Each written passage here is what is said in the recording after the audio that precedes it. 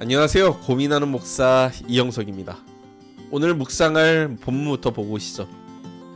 예수께서 다시 바닷가에 나가심에 큰 무리가 나왔거늘 예수께서 그들을 가르치시니라. 또 지나가시다가 알페오의 아들 레위가 세관에 앉아있는 것을 보시고 그에게 이르시되 나를 따르라 하시니 일어나 따르니라.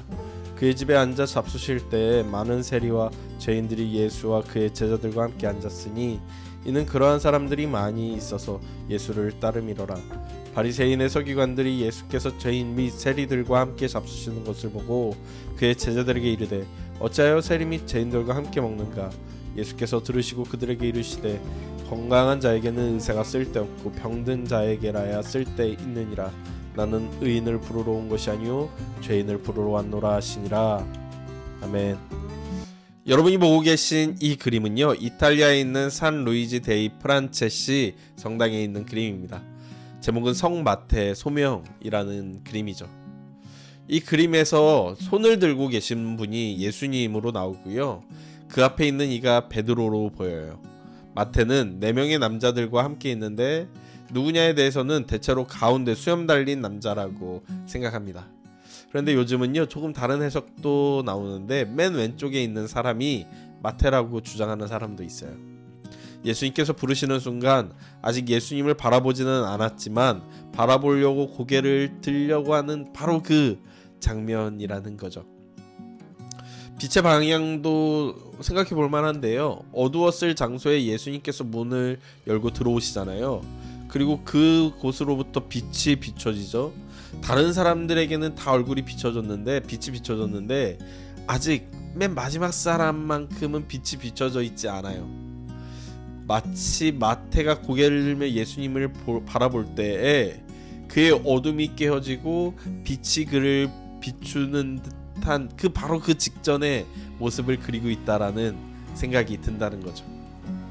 여러분이 생각하기에 마태는 가운데 있는 사람으로 보이시나요?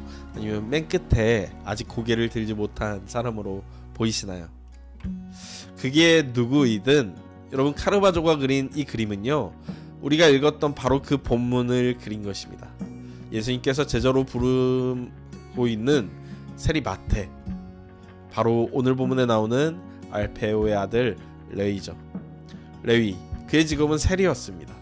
당시 세금체계는 두 가지로 나뉘었어요. 직접세와 간접세. 로마사에서는요, 판매세, 관세, 무역세 등이 직접세였어요. 로마 정부가 직접 거두어들였죠. 그 외의 것들은요 다 간접세였어요. 이 간접세의 경우에는요 사람을 고용해서 징수하도록 했는데, 오늘 본문에 나오는 세리라는 사람들이 바로 이 간접세를 거두는 사람들입니다. 유대 문화에서는요 세리라는 직업은 매우 멸시받는 직업이었는데 세 가지 이유가 있어요. 하나는 이들이 아무래도 직업상 이방인들과 교류할 수밖에 없기 때문이었던 거죠.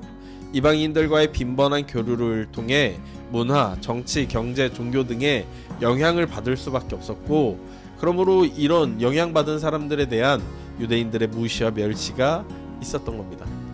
두 번째는 이들이 로마 정부에 협조하는 매국노였기 때문이죠. 이들은 로마 정부에 의해 식민 통치를 받고 있었고, 유대인들은 식민 통치를 받고 있었고, 그런 로마 정부에서 가장 가까이 충성을 바치는 사람들이 세리였기 때문에 유대인들은 이들을 멸시하곤 했습니다. 세 번째는 이들이 부정직했기 때문인데요, 이들은 자신이 걷어들여야 되는 세금이 정해져 있는데 그것보다 더 많은 금액을 책정하곤 했어요. 그래서 사람들로 하여금 자신이 마땅히 지불해야 되는 것보다 더 많은 금액을 지불하도록 만들었고, 그것을 자신의 이득으로 취하곤 했죠. 그러니 사람들이 보기에 세리들은 참 나쁘고 악한 사람들이었을 게 당연합니다. 예수님께서 바로 그런 세리를, 바로 그런 마태와 레위를 오늘 제자로 부르시는 것이죠. 그런 자신의 이득에 밝은 사람이 왜 예수님을 따르는 걸까요? 누가복음에서 예수님이 돌아가신 후 엠마오로 가는 두 제자는 예수님에 대해서 이렇게 생각하죠. 우리는 이 사람이 이스라엘을 속량할 자라고 바랐노라. 즉 제자들은 예수님이 로마에서 군사적 정치적 독립을 이뤄낼 사람이라고 봤던 거예요. 그런 동일한 생각을 마태도 하고 있었다면 내가 세리로 사는 것보다는 예수님의 제자로 들어가서 조금은 위험을 감수하더라도 독립을 일궈내고 그 독립된 국가에서 높은 직위를 가지는 것이 더 좋겠다라고 생각했을 수도 있겠습니다. 정확히 마태가 무슨 마음으로 예수님의 제자가 되었는지는 우리가 알 수 없지만 분명한 것은 고리대금업자로 사는 것보다는 세리로 사는 것보다는 예수님의 제자로 후일을 도모하는 것이 그에게 더 좋아 보였다는 것이죠. 마태는 예수님을 따름으로 더 좋은 기회, 안전보다는 더 많은 누릴 것이 있다고 여겼다면 그럼 예수님은 왜 마태를 부르시는 걸까요? 저는 이게 이해가 잘 안 됐어요. 마태를 불러 제자로 받아들이시기엔 그를 제자로 드림으로 생기는 손해가 너무 커 보였던 거죠. 먼저는 예수님이 마태를 얻기 위해 일반 민중의 지지도가 하락했을 거예요. 만일 그 시대에 지지도 설문조사가 있었다면 이 순간 굉장히 출렁했겠죠. 마태가 예수님 공동체에 들어오면 예수님 공동체를 바라보는 사람들의 시선에 의심이 생기지 않겠어요? 생각해보세요. 예수님 곁에 매국노가 함께 있는 겁니다. 비리와 부정직하기로 유명한 사람이 예수님과 함께 다닙니다. 어제까지만 해도 길 가운데 서서 지나가는 사람들의 통행세를 갈취하던 사람이 갑자기 예수님 만나서는 그분의 제자랍시고 따라다니는 거예요.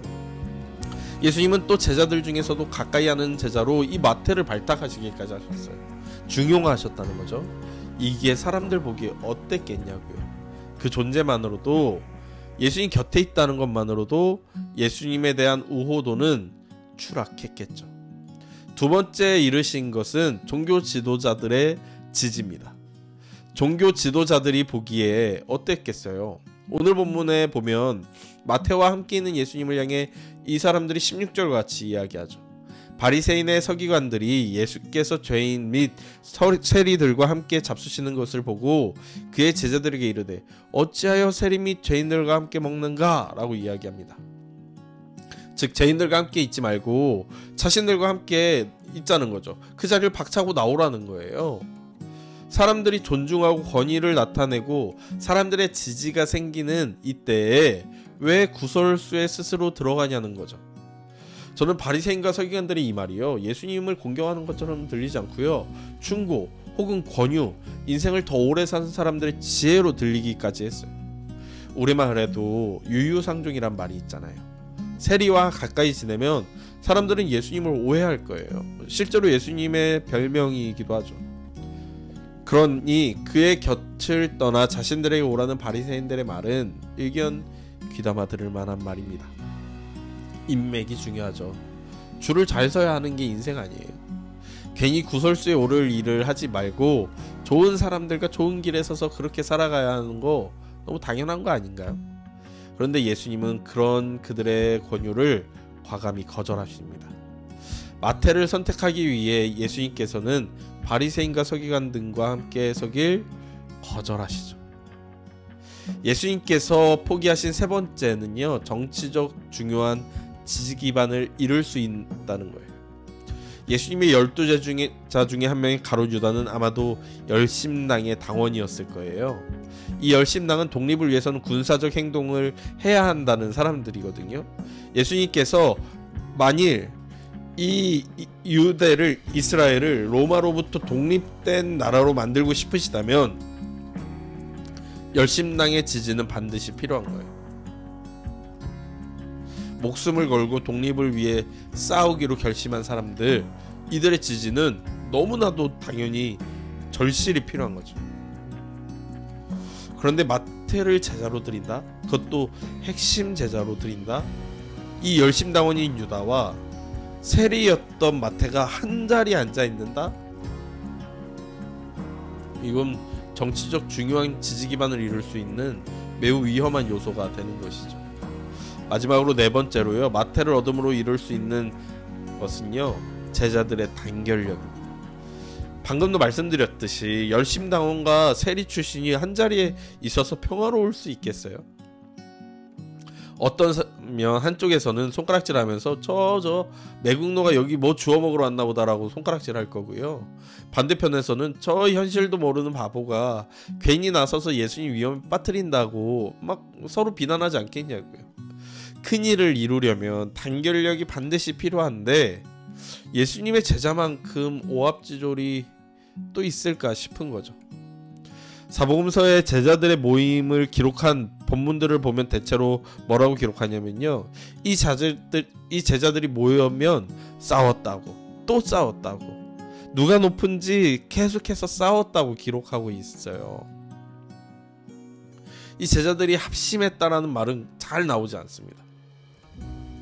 즉 예수님이 마태를 얻음으로 해서 예수님께서는 일반 민중들의 지지도가 하락했고요, 종교 지도자들과는 갈라섰고, 열심당원이라는 정치적 기반을 잃을 위기에 처했고, 제자들은 단결력을 잃게 되었다는 겁니다.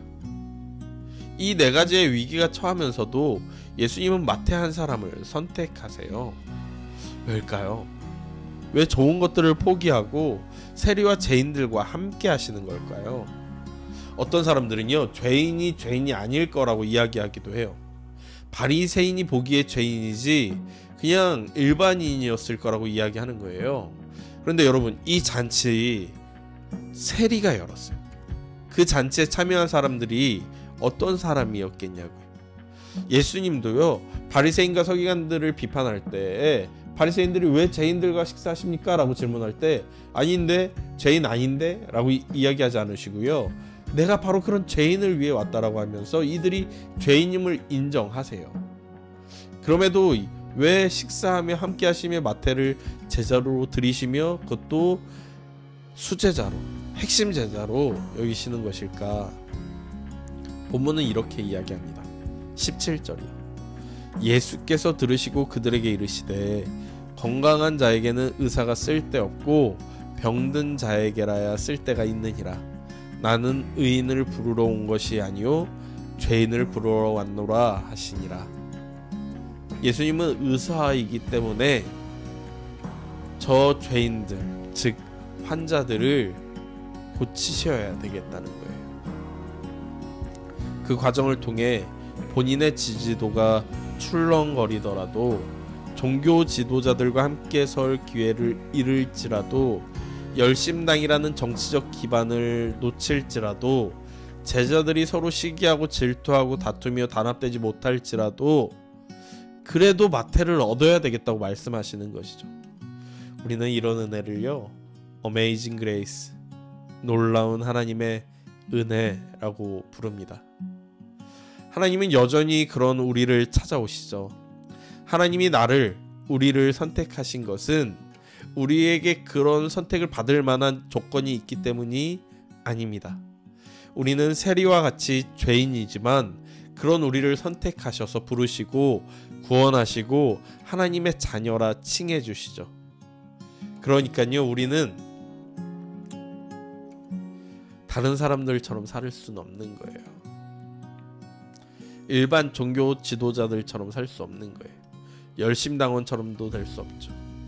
우리는 우리와 같은 죄인이지만 하나님의 은혜가 필요한 사람을 구분하고 구별하고 차별할 수가 없습니다. 우리도 그들과 같았기 때문이죠.